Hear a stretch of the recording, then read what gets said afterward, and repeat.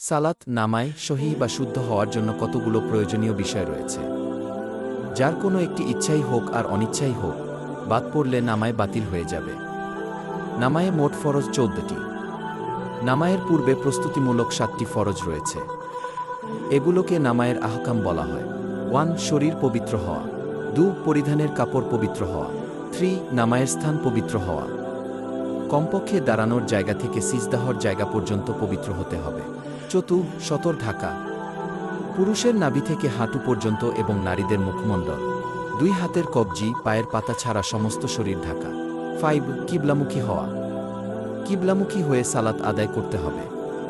কিবলা অজানা অবস্থায় নিজের প্রবল ধারণা অনুযায়ী কিবলা নির্ধারণ করে নামায় আদায় করবে। শর্ট নামায়ের সময় হওয়া। 7. নিয়ত করা। যে ওয়াক্তের নামায় আদায় করবে মনে মনে সেই ওয়াক্তের সময়ের নিয়ত করা। প্রত্যেকেই নিজ নিজ ভাষায় নিয়ত করতে পারবে। নামায়ের ভিতরে 7টি ফরজ রয়েছে। এগুলোকে নামায়ের আরকান বলা হয়।